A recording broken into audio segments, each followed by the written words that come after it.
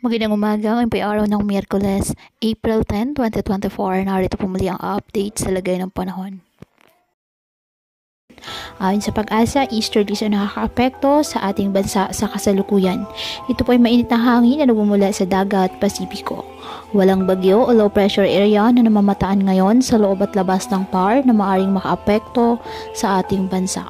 Ngayong araw, dahil naman sa umiiral na frontal system, asahan na maulap na kalangitan na may kalat-kalat na pag-ulan at thunderstorms sa Batanes at sa nalalabing bahagi ng bansa kasama ng Metro Manila, bahagyang maulap hanggang sa maulap na kalangitan with isolated rain showers or thunderstorms dahil naman po sa easterlies.